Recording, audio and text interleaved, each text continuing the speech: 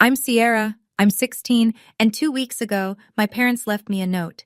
Stay out of sight, freak. My whole family, my dad, my stepmom, my step-siblings, they were 3 miles away at a country club, toasting champagne, pretending I didn't exist. I thought that was the worst part. I was wrong. Because at 8:47 p.m., the doorbell rang, and the woman standing on my porch said 5 words that changed everything. Your father signed you away.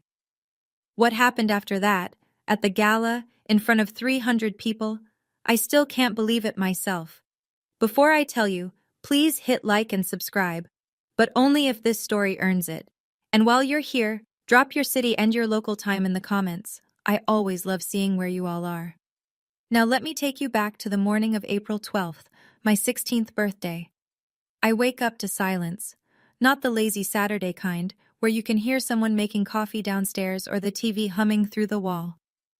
This is the hollow kind, the kind where you know, before your feet even hit the floor, that you're alone. My bedroom is at the end of the third-floor hallway. It's the smallest room in the house. No window facing the garden, no ensuite, no walk-in closet. I got moved here when I was 6, 2 years after my mom died, because Chloe needed my old room for her vanity setup. That's what Victoria said. Chloe needs the space, sweetie, you understand? I understood. I walk downstairs barefoot. The kitchen is cold. There are dishes in the sink from last night. 4 plates, 4 glasses, 4 sets of silverware. They had dinner without me. Again. I didn't even hear them. I open the fridge for milk, and that's when I see it. A note. Stuck to the fridge door with a magnet shaped like a lobster from our Cape Cod trip. A trip I wasn't invited to. The handwriting is Chloe's. Pink highlighter, big loopy letters like she was decorating a poster for homecoming. Dad's hosting brunch at the club. Don't come. Stay out of sight, freak. See. I read it 3 times. Not because I don't understand it. Because I keep hoping I'll misread it. Freak. That's what they call me when they think I can't hear. But this time, Chloe wrote it down, made it permanent, stuck it on the fridge next to the grocery list like it belongs there. Then I noticed something else. At the bottom of the note, in small blue ink, my father's handwriting. Neat, slanted, controlled. 2 words and an initial. V will explain later. G. Victoria will explain what exactly, and explain what later. I should tell you how we got here.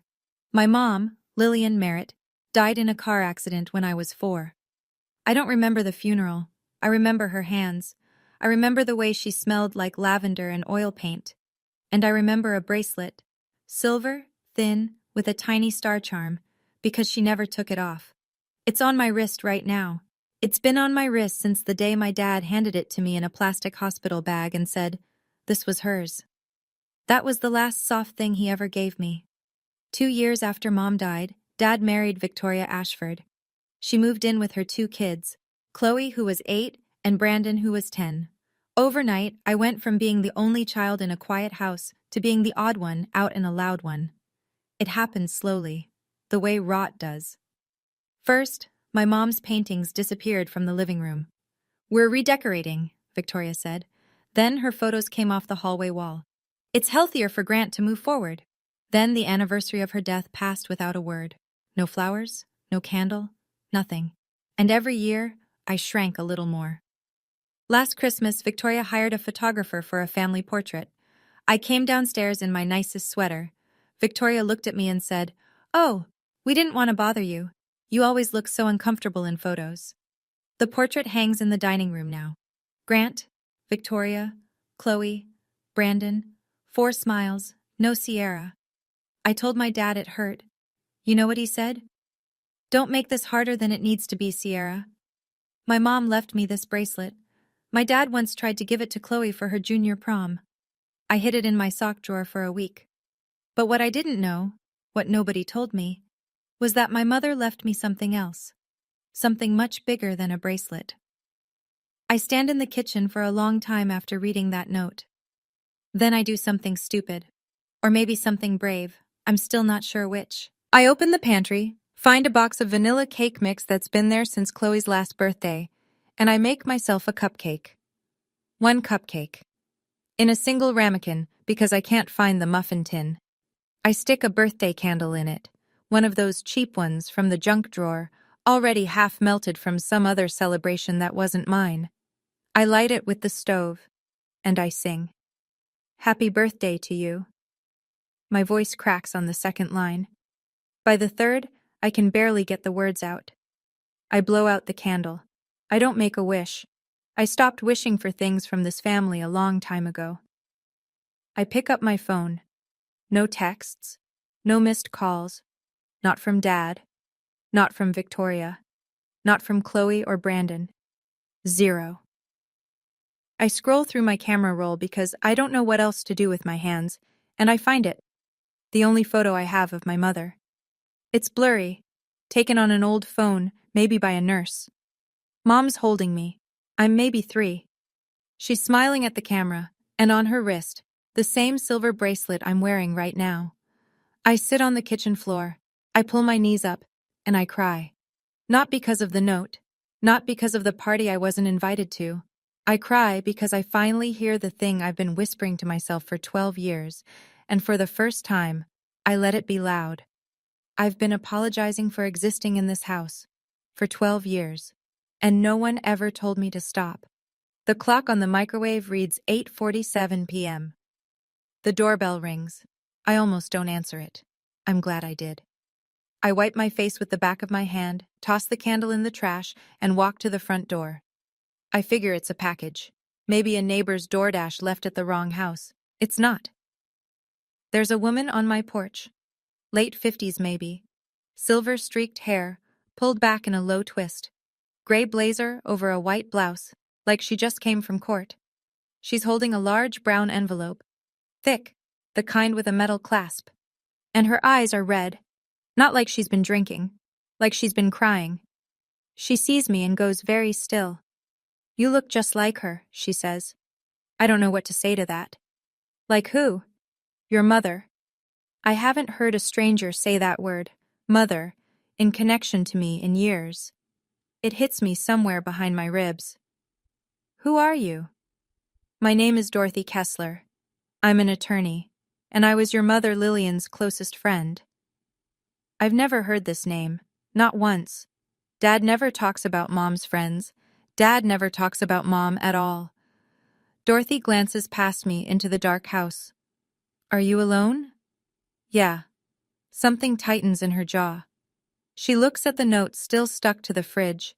She can see it from the doorway. She reads it. I watch her face change. Then she sits down on the porch step, right next to me, like she's known me my whole life. And in a calm, steady voice, the kind of voice that tells you bad news without making you feel small, she says, "Did your father ever tell you about your mother's will?" I shake my head. Your father signed away his parental rights this morning. He filed the papers at 9 a.m. on your birthday. Do you understand what that means? I don't. Not fully. It means, legally, he is no longer your father. And that triggered something your mother put in place 16 years ago. We sit at the kitchen table, the same one where 4 plates were used without me last night, and Dorothy makes tea. She moves around the kitchen like she's memorizing it, like she's angry at the walls. How long have you been looking for me? I ask. 12 years. She sets the mug in front of me. Your father changed his number 6 months after Lillian passed, moved from Stamford to Westport, told mutual friends you were at a boarding school in New Hampshire. I hired a private investigator twice. Dead ends both times. So, how did you find me now? Because your father made a mistake. When he filed the papers to relinquish custody, it triggered a flag, a legal alert your mother's attorney set up when the will was drafted. The moment Grant Merritt stopped being your legal parent, I was notified. I stare at the envelope on the table. What's in there? Dorothy opens it slowly. Inside is a stack of yellowed papers with a notary seal, a smaller sealed envelope, and a photograph I don't recognize. This, she says, holding up the notarized document, is your mother's original will. She made it the year you were born. Your father told everyone it didn't exist, but it does. I have the original because Lillian gave it to me for safekeeping. She explains it simply. Mom owned things. The house we're sitting in, a cabin in Vermont, a piece of land in Maine. a trust fund meant for my education, and a collection of paintings from my grandmother's side. All of it was left to me. Only me. Managed by a guardian until I turned 18. That guardian was supposed to be Dorothy. And the house? I whisper. This house? It's yours, Sierra. It was always yours. He just never told you. Dorothy touches the smaller sealed envelope, but doesn't open it. There's a letter in here, from your mother. But I think you should read it when you're ready. Not tonight? Then she tells me the rest. Grant is planning to transfer all of Mom's assets to a charity foundation, one run by Victoria.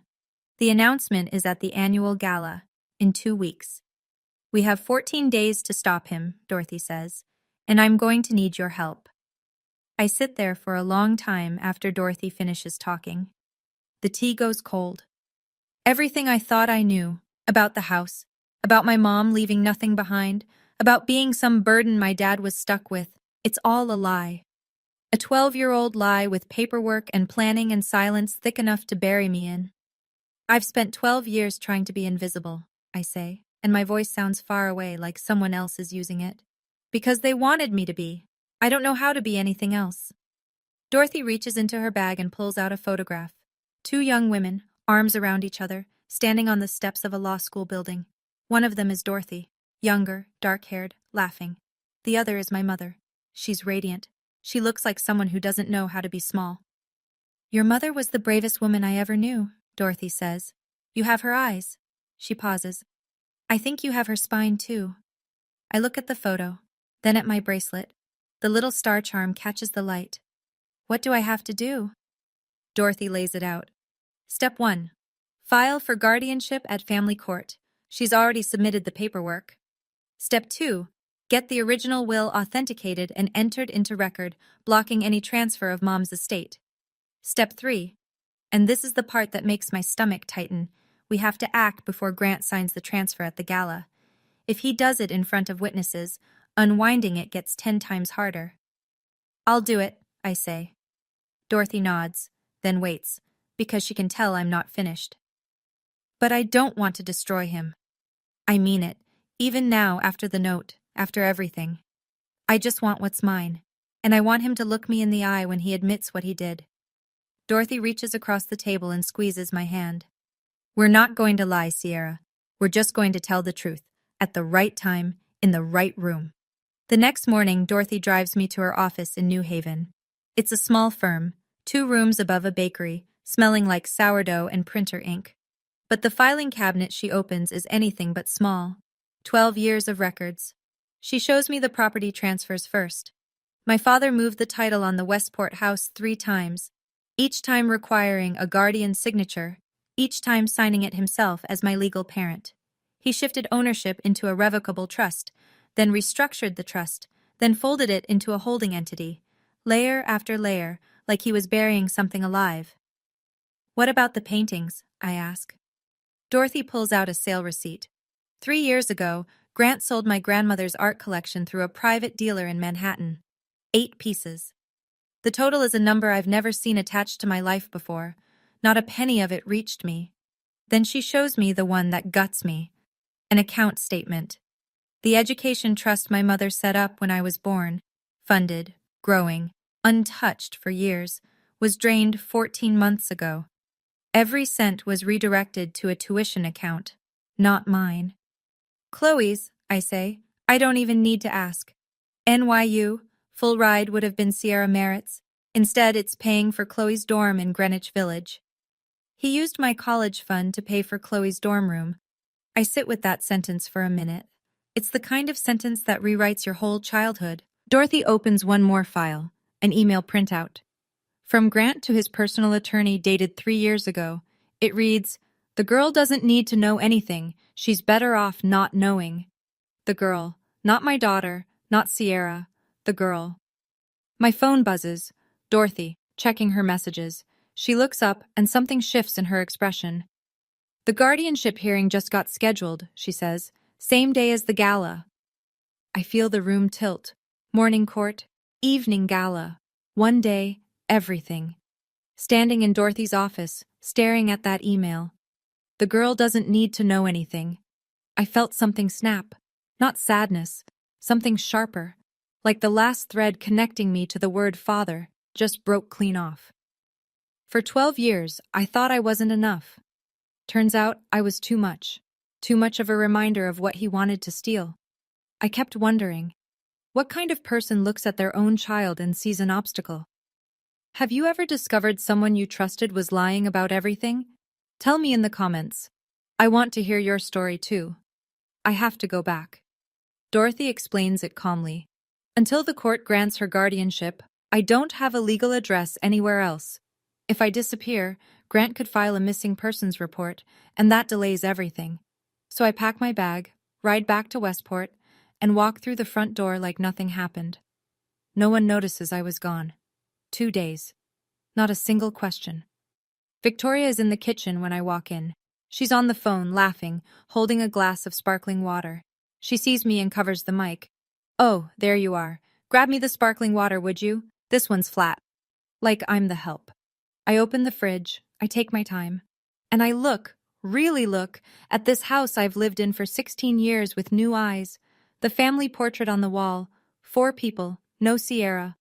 The fresh flowers on the entry table that Victoria orders weekly, always white peonies, Mom's favorite, though Victoria doesn't know that. Or maybe she does. And then I see it.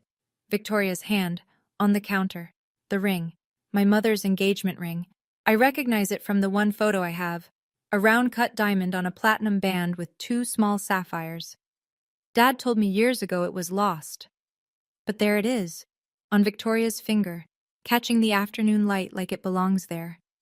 My stomach turns. On the dining table, a pile of cream-colored envelopes, invitations. I pick one up. The Merritt Family Foundation Annual Gala. The logo on the front is elegant, a stylized L intertwined with a vine. I stare at it. That's my mother's monogram. I've seen it in her sketchbooks. Victoria took my mother's initial and made it her charity's logo. Chloe breezes past the kitchen. "Why are your eyes red? Were you crying again? God, you're so dramatic." I say nothing. Dorothy's voice in my head. "Don't let them know you know. Not yet." I put the sparkling water on the counter and walk upstairs. Slowly, like I'm made of glass. But inside, something is hardening. Over the next few days, I become a ghost with open ears. I learn that the gala is bigger than I thought. Victoria's been planning it for 6 months. 300 guests. A string quartet, catered by the same company that does events for the governor's mansion. There will be a local councilman, 2 state reps, the president of the Westport Historical Society, and, this part makes my chest tight, a reporter from the Fairfield Herald doing a feature on Connecticut's most generous families. I hear Victoria rehearsing her speech in the bedroom one night, the door cracked open. This foundation is Grant's way of honoring Lillian's memory by giving her legacy to the community. I press my back against the hallway wall and close my eyes. She's going to stand in front of 300 people and say my mother's name while signing away my mother's things. That night, I call Dorothy from the bathroom with the shower running for cover. 300 people, I whisper. Press, politicians. Dorothy is quiet for a moment. Then, "That's not honoring her memory, Sierra. That's laundering her assets through a charity they control." She confirms the timeline. The guardianship hearing is set for 10 a.m. on the day of the gala. Gala starts at 7 p.m. If the judge rules in our favor in the morning, Dorothy has the legal authority to act by evening.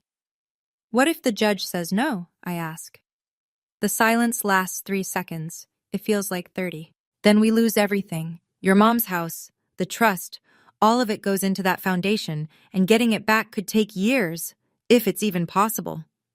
I hang up. I sit on the edge of the bathtub. The shower is still running, filling the room with steam. 300 people will watch Victoria steal my mother's life, unless I stop it. Then I hear footsteps in the hallway. I freeze. Through the gap under the door, I see a shadow. Someone standing, listening. The shadow moves. I crack the door.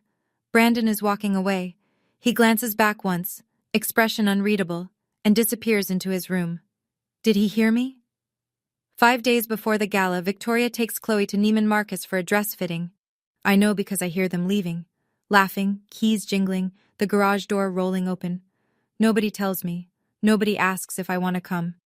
This is the rhythm of the Merritt household. Things happen around me, never for me. That evening, Chloe comes home with a garment bag slung over her arm like she's carrying a trophy. Black floor-length gown. She hangs it on the back of her door and leaves it open so everyone in the hallway can see it.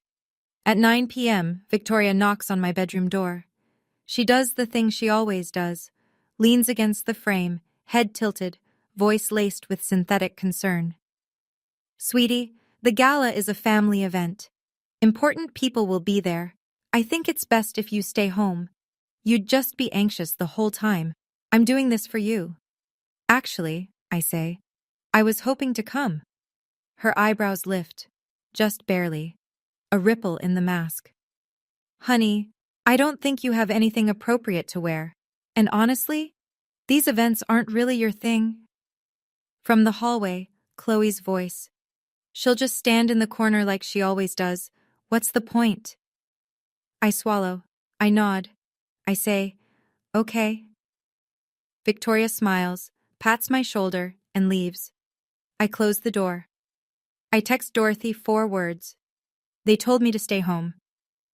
Dorothy's reply comes in 12 seconds. Leave that to me. I have something from your mother's closet. I stare at that message until the screen dims. My mother's closet. My mother still has a closet somewhere. And Dorothy kept it. Then Victoria's voice again, muffled through the wall, almost an afterthought. Oh, and Sierra, your father wants to talk to you tomorrow. Something about paperwork. Paperwork. My hands go cold. The next afternoon, my father calls me into his study. It's the first time he's looked directly at me since my birthday. He's behind his desk. Oak, massive, the kind of desk that says I make the decisions in this house. There's a glass of scotch at his elbow, half empty. Sit down, Sierra. I sit. He starts with a voice I haven't heard in years.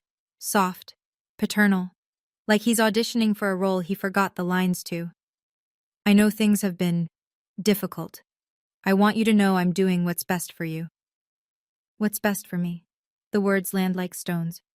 I've found a school, Phillips Academy, out in Massachusetts. Excellent program, small classes. You'd start in the fall. A boarding school. A fresh start. He leans forward, hands clasped. You'll be happier there, Sierra. Away from all this. Away from all this. He means away from what he did. Away from anyone who might ask questions. Ship the girl to Massachusetts, sign over the estate at the gala, and by the time school starts in September, there's no Sierra in this house, no Sierra on the paperwork, no Sierra at all. I look at him, really look at him. The graying temples, the pressed shirt, the faint tan from the club. He looks like a magazine ad for fatherhood. And it's all surface, every inch of it. He reaches across the desk and puts his hand on my shoulder. Trust me, I'm your father. The words come before I can stop them. Are you? His hand stiffens, his eyes narrow. I recover fast. I mean, are you sure this is the right thing? He pulls back, nods, smiles. That smile. I used to think it was warm. Now I see it for what it is. The smile of a man who's done the math and decided you're not worth the cost. You'll love it, he says. I promise. I stand up, and as I pass his desk, I see it. A stack of documents in a manila folder, half hidden under the Financial Times. The logo on top, Merritt Family Foundation. Below it, in bold, Asset Transfer Agreement. And a date. The night of the gala. I pull out my phone in the hallway, hands trembling. I photograph the folder through the study door, and I send it to Dorothy. Saturday, 4 days out. I tell Victoria I'm going to the library. She doesn't even look up from her phone. Dorothy's office looks different now. The bakery scent is gone, buried under paper and coffee. A whiteboard hangs on the wall with a timeline drawn in red marker. Dates, names, arrows, and a single circled word at the end. Gala. Here's where we are, Dorothy says. She walks me through it, like a general briefing a soldier. Morning, the guardianship hearing at Fairfield Family Court. Dorothy will present the original will, the relinquishment papers Grant signed, and the photographic evidence of the asset transfer agreement. If the judge rules in our favor, Dorothy becomes my legal guardian, effective immediately. That gives her standing to block the estate transfer. Evening. If we have the ruling, we attend the gala with a certified court order freezing all assets of the Lillian Merritt estate. If Grant signs the transfer anyway, it's void. And if he tries to stop us from entering? 300 witnesses, a reporter from the Herald, and a court order. He won't. Then she does something that makes the room go blurry.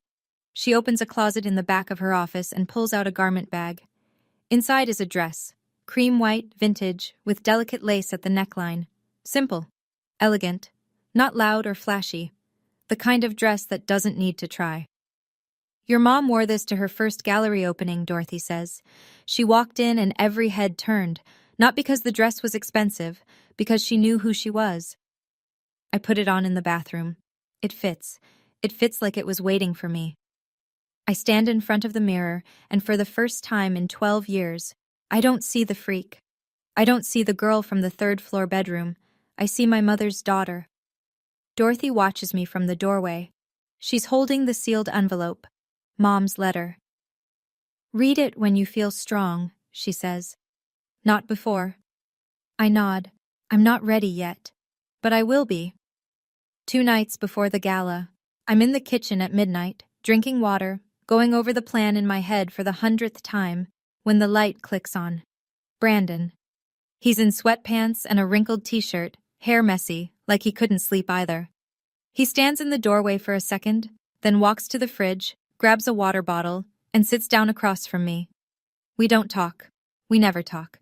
In 12 years, I can count our real conversations on one hand. Then he says quietly, I know you're planning something. Every muscle in my body locks. I heard you on the phone last week, in the bathroom. He peels the label off his water bottle, not looking at me. I didn't tell Mom. Why not? He's quiet for a long time. Then, because what they did to you on your birthday, that note Chloe wrote, I saw her write it. I was standing right there, and I didn't stop her. He finally looks up. I should have. I don't know what to do with this. 12 years of nothing, and now, at 12:15 a.m. in a kitchen that technically belongs to me, he wants to have a conscience. I don't know what you're doing, Sierra, but whatever it is, be careful. My mom fights dirty. I hold his gaze. I know she does. He stands up, starts to leave, then stops, hand on the doorframe. There's something else. Mom has a lockbox in her closet, under the shoe rack. She told Dad it's jewelry, but I've seen her open it. It's not jewelry. It's papers. My pulse spikes. What kind of papers? I don't know, but she checks it every time something legal happens in this house. He turns to leave again. One more pause. One more thing. Don't trust the charity lawyer, Richard Ashford. He's Mom's cousin. Then he's gone. The kitchen light hums. I sit there, heart pounding, staring at the ceiling. A lockbox. In Victoria's closet. Papers she doesn't want anyone to see. The morning of the gala. 5:30 a.m. The house is dead silent. I have maybe 90 minutes before anyone wakes up. My heart is slamming so hard I can feel it in my teeth. Victoria and Grant's bedroom door is closed. I can hear Grant's CPAP machine through the wall. A low, rhythmic hiss. Victoria sleeps with earplugs and a silk mask. I know this because she reminds everyone, constantly, how sensitive she is to light and sound.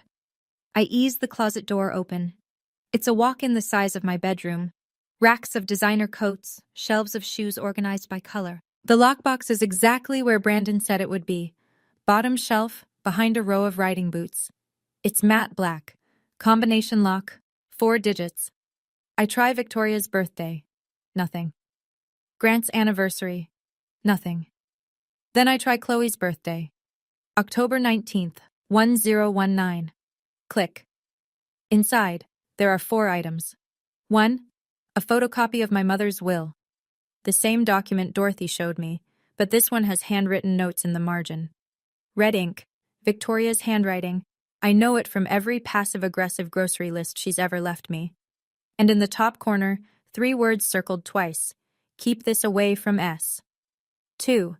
A printed email chain between Grant and his personal attorney. Instructions on restructuring the estate to avoid triggering trust provisions. Dated 18 months ago. 3. The photograph that makes my hands shake. Mom holding me. I'm maybe 2. She's laughing. On the back, in my mother's handwriting. My little star. Everything I have is yours. Victoria kept this, in a locked box, under her boots.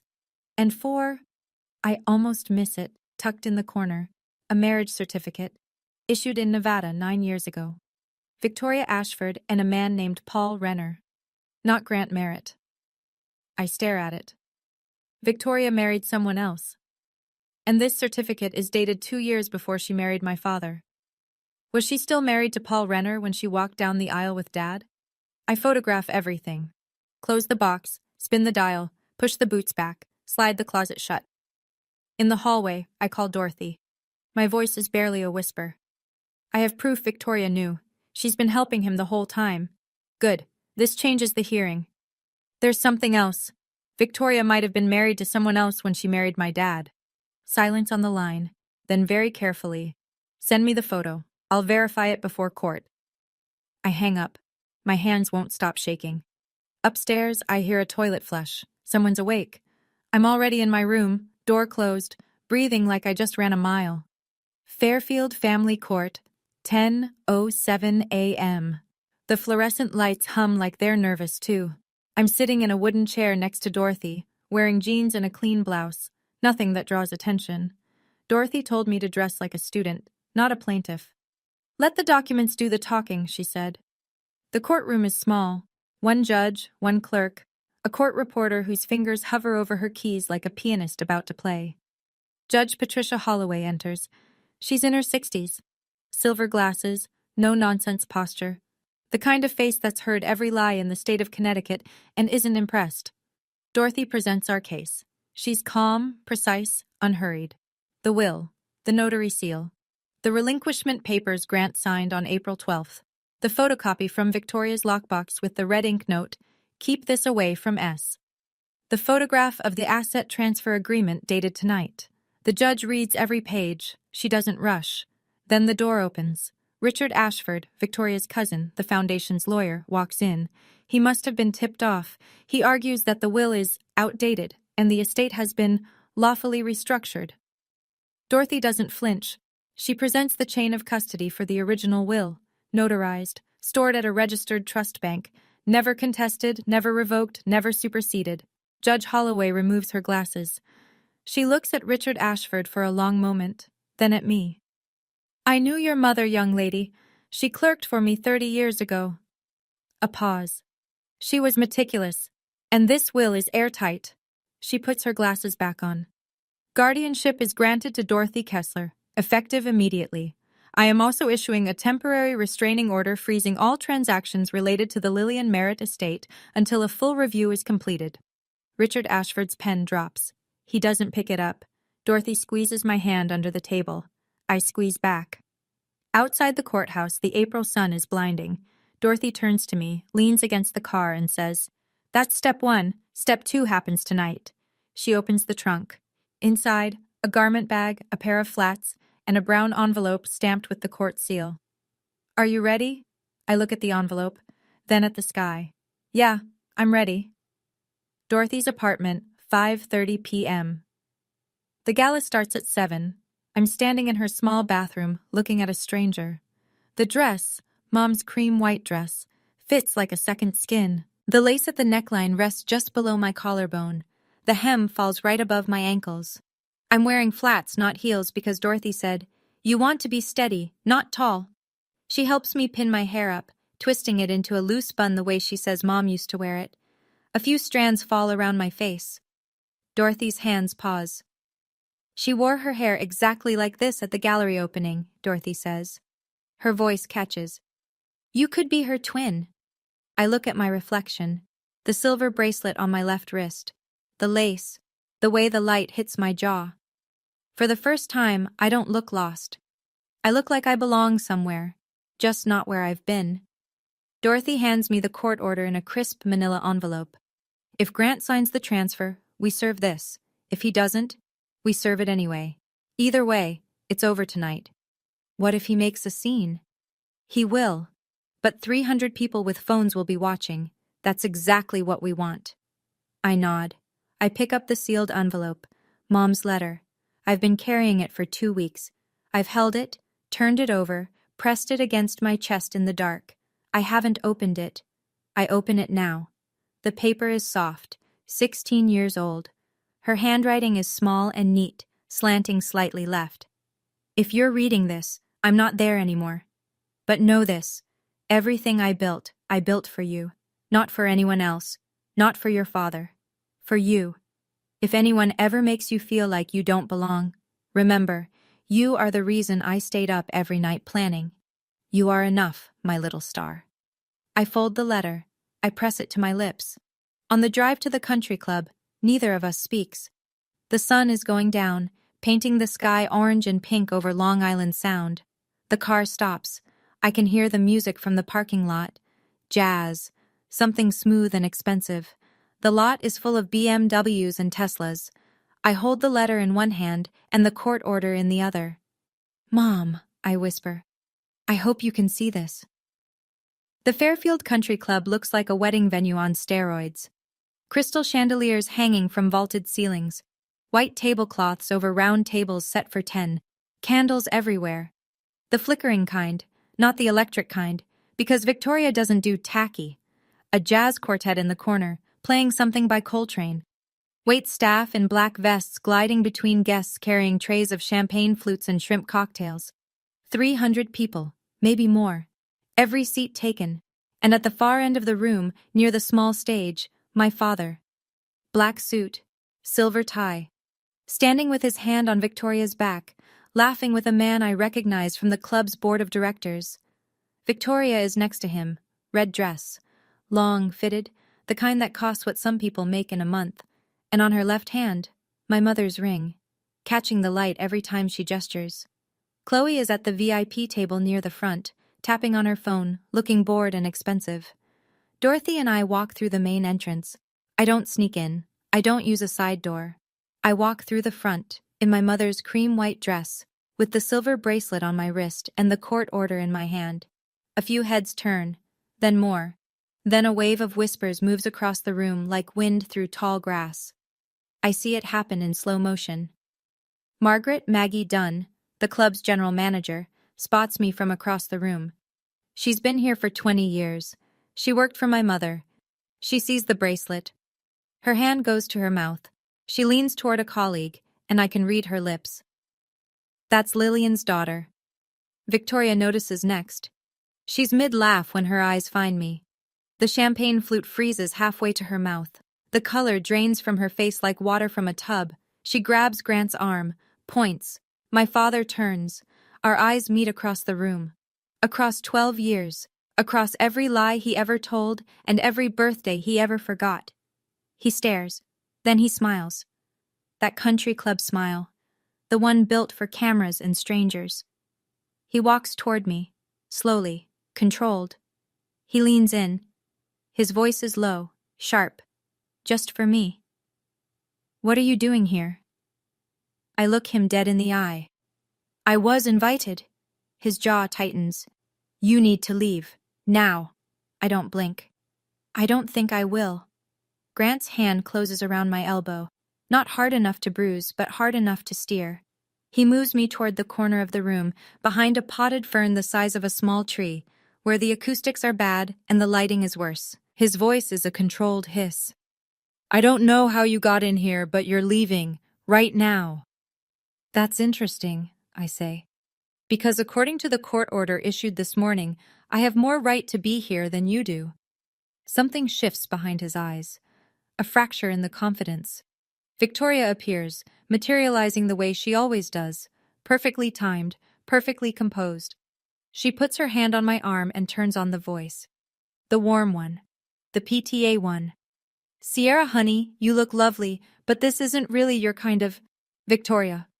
I keep my voice even, quiet. You're wearing my mother's ring. Her fingers curl. She pulls her hand behind her back like I've burned her. 3 guests nearby stop talking. The whispers start again, louder this time, rippling outward. Grant sees it happening. He's losing the room. I can see the calculation on his face, the cost-benefit analysis running in real time. Make a scene or contain this. He chooses wrong. Security, he says, louder than he intends. A few more heads turn. Please escort this young lady out. Two men in dark suits move toward me. Dorothy steps forward. She's been standing 3 feet behind me the entire time. Still, patient, waiting. She holds up a business card. I'm Dorothy Kessler, attorney at law. This young lady is my legal ward as of 10:47 this morning. Removing her from this venue would constitute unlawful interference with a court-appointed guardian. I strongly suggest you step back. The guards stop. They look at each other, then at Maggie Dunn, who's watching from the side. Maggie gives a small nod. They retreat. Grant's face is a mask fighting itself. Victoria leans in, her whisper thin as a blade. Get her out of here before the speech. Too late. The MC is already at the podium. The spotlight swings. A voice fills the room. Ladies and gentlemen, please welcome our host for the evening, Grant Merritt. The room applauds. Grant straightens his tie. He has no choice. He walks toward the stage. I take my seat in the front row. Grant takes the stage like a man stepping onto a landmine and pretending it's a dance floor. The spotlight hits him. He smiles, that wide, practiced donor dinner smile, and waits for the applause to settle. Thank you all for being here tonight. This room is full of people who believe in something bigger than themselves, and I'm honored to stand with you. Polite applause. Victoria beams from the front table, hands folded, queen of the evening. Then he says her name. My late wife, Lillian, believed in giving back. She was an artist, a dreamer, and the most generous person I ever knew. My throat tightens. He hasn't said her name to me in years. But here, in front of cameras, he wraps it in gold. Tonight, to honor Lillian's memory, Victoria and I are proud to announce the Merritt Family Foundation, dedicated to arts education for underprivileged youth throughout Fairfield County. More applause, louder now. People nod. This is the part where rich people feel good about being rich. Grant picks up a document from the podium, the asset transfer agreement. I recognize it from the photo I took in his study. He holds up a pen. To fund this mission, I am personally donating the full Lillian Merritt estate, her properties, her art collection, her legacy, to the foundation, effective tonight. The room erupts, standing ovation. Victoria wipes a tear that I'm fairly sure isn't real. Grant signs, pen to paper, right there under the spotlight. 300 people clap like they've just witnessed an act of grace. I don't clap, I watch. And next to me, Dorothy doesn't tense, doesn't panic, doesn't reach for the envelope. She just smiles. Small. Certain. She leans over and whispers 4 words into my ear. Now it's our turn. The applause is still rolling when Dorothy stands. She doesn't rush. She buttons her blazer, picks up the manila envelope, and walks to the stage like she's done this 1,000 times. The MC tries to intercept her. She shows him something. I can't see what, and he steps aside. Dorothy takes the microphone. Excuse me. The room goes quiet. Not all at once. It's a slow drain, like air leaving a balloon. Heads turn. Phones come up.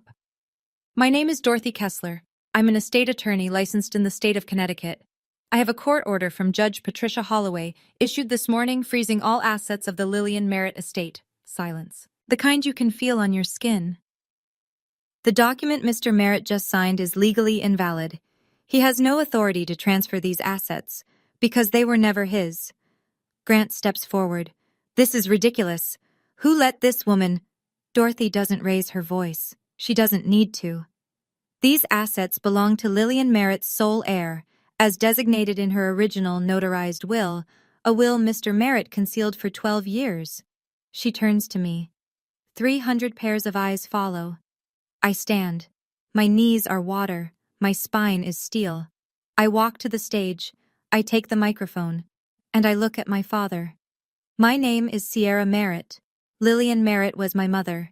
She left a will that names me as her only heir. My father hid it for 12 years. Every property he just tried to donate, the house, the cabin, the art collection, belongs to me. The room doesn't whisper. It erupts. Chairs scrape. Gasps cascade from table to table. A camera flash goes off, then another. Grant grabs the microphone stand. She's a child. She doesn't know what she's... I don't let him finish. You signed away your parental rights on my 16th birthday. You filed the papers the same morning I woke up alone with a note on the fridge calling me a freak. You sent your own daughter away so you could take her inheritance. I hold up the manila envelope. I have the court order. The court has your relinquishment papers, and now every person in this room knows exactly what you did. Dead silence. 300 people. Not a fork moves. Victoria rockets to her feet. This is a scam. That girl has always been... I turn to her. Calm, level, like I'm reading a weather report.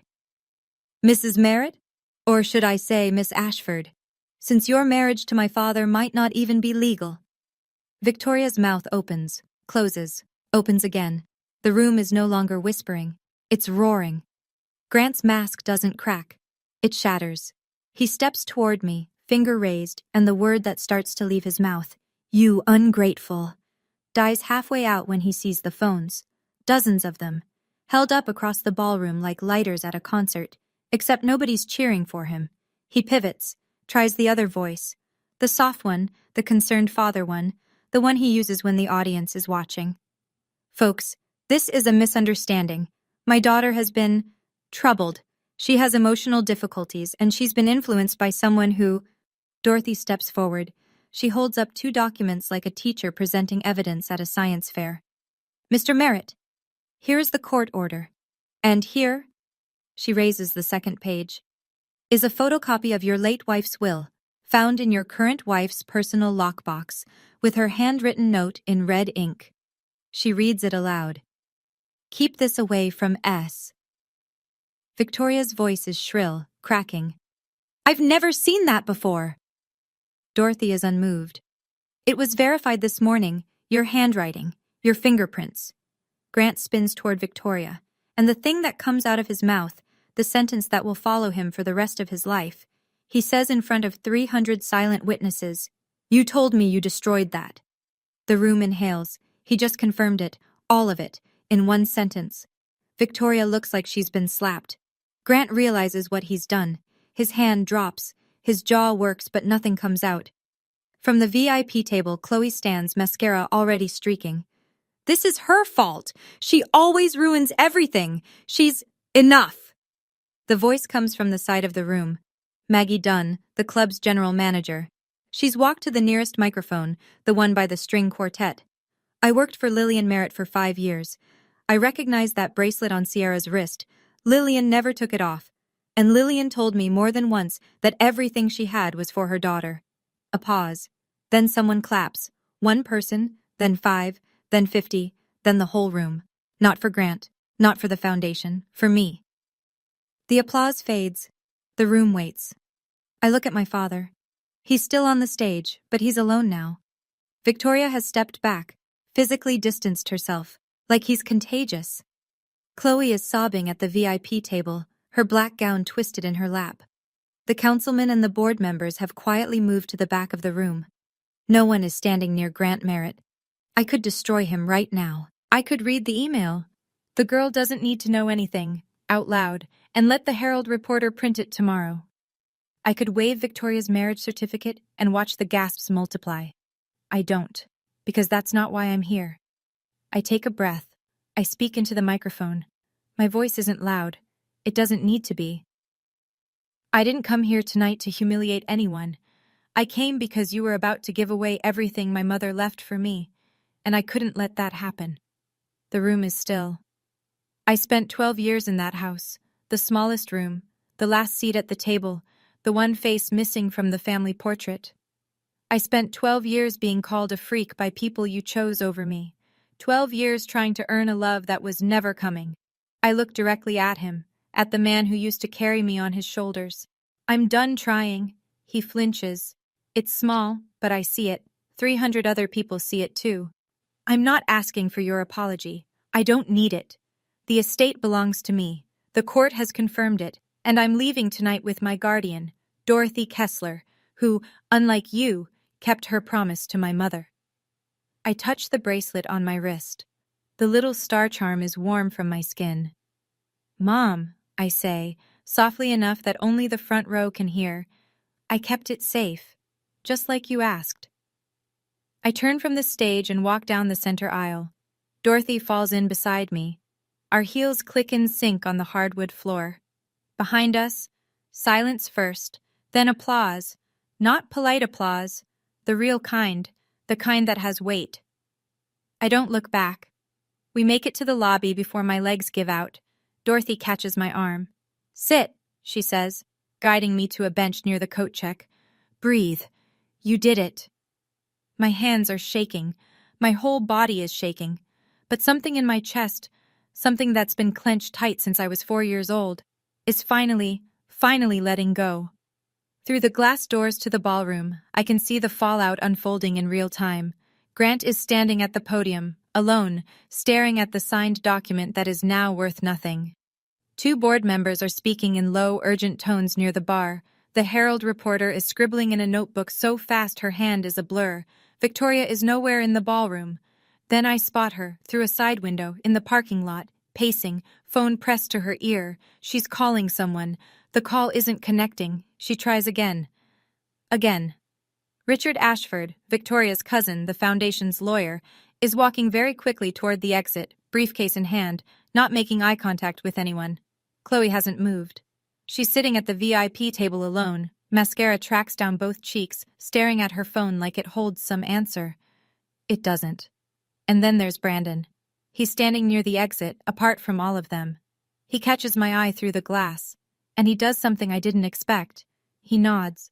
One small, slow nod. I don't nod back, but I don't look away either. Maggie Dunn appears at my side. She's carrying a small envelope, old, slightly yellowed at the edges. Your mother left this with me 15 years ago, she says. She said, give it to Sierra when she's old enough to fight for herself. I open it. Inside is a photograph, the same image I found in Victoria's lockbox, but this is the original. Unwrinkled. Unfolded. Mom holding me. Laughing. The bracelet on her wrist. On the back, her handwriting. My little star, you are enough. I close my eyes. Dorothy puts her arm around me. Let's go home, Sierra. That moment, walking out of that ballroom with 300 people watching, I won't lie, my knees were shaking. My hands were shaking. I think even my voice was shaking. But something inside me was steady. For the first time in 16 years, something inside me was steady. Like my mom was walking with me. Like she'd been waiting for me to stop standing in the corner and finally cross the room. Have you ever had a moment like that? A moment where you finally said enough? Not screaming it, not slamming doors, just saying it, calmly, and meaning it. I'd love to hear about it. Drop it in the comments. And if you're still watching, thank you. You're the reason I'm sharing this. 1 week later. I'm sitting at Dorothy's kitchen table in New Haven, eating scrambled eggs she made from scratch, when the phone rings. She picks up, listens for 40 seconds and hangs up. That was the court clerk. The judge reviewed the full file. Lillian's will is upheld. All properties returned to the trust under my management until you turn 18. I set my fork down. All of them? All of them. The house, the cabin, the land in Maine, what's left of the education fund. Everything. Grant has 60 days to vacate the Westport house, the house my mother bought. The house he raised another woman's children in while hiding my existence from the one person who was supposed to protect me. The Merritt Family Foundation is under investigation. The State Attorney General's office opened a preliminary inquiry into whether the charitable donation constituted fraudulent asset transfer. Victoria has been called in for a deposition. The Fairfield Herald ran the story 3 days after the gala. Front page of the local section. Gala host confronted by daughter over hidden will. Grant's photo, mid-speech, mouth open, caught in that fraction of a second where his face hasn't decided which lie to tell next. Victoria filed for divorce, but the filing was suspended because Dorothy quietly submitted the Nevada marriage certificate to the court. If Victoria was still legally married to Paul Renner when she married Grant, the second marriage may be void, which means Victoria has no spousal claim to any of Grant's assets. None. Chloe's tuition account at NYU is under review. If the funds are traced back to my mother's education trust, which Dorothy says they will be, Chloe may have to repay them. I think about all of this. Then I eat my eggs. Dorothy watches me from across the table. How do you feel? I think about it honestly. Free, I say. I feel free. 2 weeks after the gala, my phone rings. Caller ID, Brandon Merritt. I almost don't answer. My thumb hovers over the screen for 3 full rings. Then I pick up. Hey. His voice is quieter than I remember, stripped down. Hey. Long pause. The kind where you can hear someone gathering courage. I'm not calling to ask for anything, he says. I just wanted to say, you did the right thing, and I'm sorry I didn't do it sooner. Any of it. I lean against the window in my new room, Dorothy's guest room, which has a view of an oak tree and more sunlight than I've had in years. Where are you? I ask. Staying with a friend in Bridgeport. I moved out the day after the gala. He lets out a breath. First time in my life I'm not using Mom's credit card for anything. It's weird, but it's good. How's everyone else? Mom is furious. She's calling lawyers all day. Dad won't talk to anyone. He just sits in the study with the door closed. Chloe blames you. A pause. But I think they're angry at themselves. They just don't know how to admit it. I let the silence sit. It's not uncomfortable. It's just honest. I don't hate you, Brandon. I don't hate any of you. I know. But I can't pretend it didn't happen. I need distance, real distance, not the kind where we all smile at Thanksgiving and act like the last 12 years were normal. I understand. And I think he actually does. If you ever want to talk, no pressure. You know how to reach me. Same goes for you, I say. But I'm not coming back to that house. I wouldn't ask you to. We hang up. I sit by the window for a while. The oak tree sways in the wind, and the late afternoon light makes everything gold. I'm not sad. I'm not happy. I'm something in between. Something I think might be peace. A month after the gala, Dorothy hands me an envelope that arrived through her office. From your father, she says, through his attorney. I open it at the kitchen table. The stationery is thick. Grant Merritt's personal letterhead, cream-colored, embossed. Even now, he can't stop performing. I read it once, slowly. Sierra, I hope you understand that everything I did was to protect this family's reputation. Your mother's estate was complicated, and I made decisions I thought were best. I wish you hadn't made this public. It didn't need to go this far. Grant. I read it again. No mention of the note. No mention of the 12 years. No mention of the word freak written in pink highlighter and stuck to the fridge like a grocery reminder. No mention of my birthday. No mention of the bracelet he tried to give to Chloe, or the education fund he drained, or the email where he called me the girl. Not one word of apology. Are you going to reply? Dorothy asks. No. I fold the letter along its creases neatly, the way he'd want. He's still performing. Even in a letter, he's performing. Dorothy nods like she expected that answer. I open the drawer where I keep Mom's letter and set Grant's beside it. I don't rip it up. I don't burn it. I don't throw it away. I just put it down. And I walk away. Because that's what you do with things that no longer have power over you. You set them down. Then I notice something else inside the envelope, wrapped in tissue paper at the bottom. My mother's engagement ring, the round-cut diamond with the 2 sapphires, the one Victoria wore to the gala. No note, no explanation, just the ring. I hold it up to the window. It catches the light the same way it did on Victoria's finger, except now, for the first time, it looks like it's home. I slip it on. It fits. Mom's letter, Mom's dress, Mom's bracelet, Mom's ring. Piece by piece, she's coming back to me. 6 months later. I'm sitting cross-legged on the floor of Dorothy's apartment in New Haven, painting. Not anything good. I'm still learning. Right now it's a bowl of oranges that looks more like a pile of softballs. But the brush feels right in my hand. the same way it must have felt in Mom's. Dorothy hung my first painting, a watercolor of the oak tree outside my window, on the living room wall, right above the couch. She didn't ask permission. She just did it, the way you do things for people who belong in your home. I go to a new school. It's smaller than Westport, no lacrosse team, no college counselor with a waiting list. But I have friends for the first time. Real ones. 2 girls from my art class who don't know a thing about the Merit Gala, and I like it that way. The Westport house is under the trust now. I haven't been back. I'm not ready. Maybe next year. Maybe never.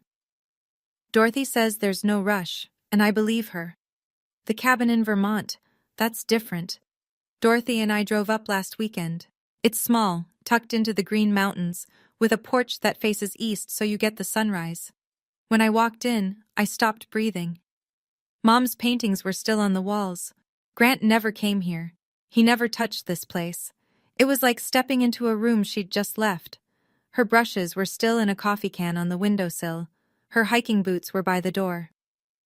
I sat on the porch for 2 hours, wrapped in a quilt that smelled like cedar, watching the trees turn gold and red.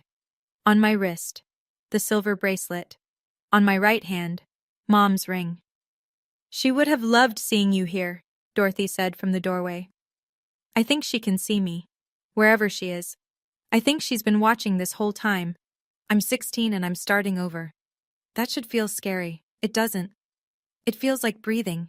People ask me if I regret it, if I wish I'd done it differently, quieter, more private, without the stage and the spotlight and the 300 witnesses with their phones out. Honestly? No. Not because I wanted to embarrass anyone, but because silence was what kept me trapped for 12 years. My father counted on my silence. Victoria counted on it. Chloe counted on it. They built an entire life on the assumption that I would keep being small, keep being quiet, keep eating alone in the kitchen, and sleeping in the smallest room, and pretending that "don't make this harder than it needs to be" was love. It wasn't love. It was control. And the only way to break it was to say the truth out loud. In a room full of people, where no one could rewrite it. I learned something on that stage. You don't need someone's permission to exist. You don't need to earn the right to be seen. And you definitely don't need to shrink yourself so other people feel bigger. I also learned something about family. Family isn't blood. It's not a last name or a Christmas portrait or a seat at a gala table. Family is the woman who drives 12 years to find you. Family is the person who keeps your mother's dress in a closet because she believes someday you'll need it. Family is a quilt on a porch in Vermont and a painting hung on the wall without asking. Dorothy is my family. And for the first time in my life, I know what that word actually means. So if you're out there, if you're reading this in a house where you feel invisible, where the people who should love you make you feel like you're too much and not enough at the same time, I want you to know something. It's not you. It was never you. You don't owe your silence to people who wouldn't give you theirs. And you don't have to wait until someone finds you. You can find yourself. This morning, I stood in front of the mirror in my room. My room, with the oak tree view and the paint-stained desk, and the door I can close whenever I want. Mom's cream-white dress hangs on the back of the closet door. I wore it once, and I'll wear it again, but not for anyone else, for me. I opened my laptop and found an email from school. I've been accepted into the advanced painting program for the spring semester. My art teacher wrote a note at the bottom. "Sierra, your use of light reminds me of someone. Keep going." I smiled. Not a victory smile. Not the kind you put on for cameras. The quiet kind. The kind that starts in your chest and moves outward, slowly, like sunrise over the Green Mountains. On my desk, 2 letters. One from Mom. Soft paper, gentle words, 16 years of love folded into a single page. One from Grant. Stiff letterhead, hollow words, 12 years of silence disguised as strategy. I keep them both. Not because I forgive him. I'm not there yet. Maybe I will be. Maybe I won't. That's my choice now. I keep them because remembering where you've been is how you know how far you've come. Outside the window, it's autumn in New Haven. The oak tree is golden. The sky is sharp and blue and impossibly wide. And I'm here. Breathing. Painting. Starting over. Not the girl from the third-floor room. Not the freak on the note. My mother's daughter. Dorothy's family. My own person. Sierra Merritt. 16. Enough. That's my story. And if you made it all the way to the end, thank you. Really. It means more than you know. If this story reminded you of someone or something you've been through, share it. Sometimes knowing you're not alone is the first step. And if you want to hear what happened next, because trust me, there's more. I'll leave the link in the description. Like, subscribe, and hit that bell if you haven't already. I'll see you in the next one. Stay strong. You are enough.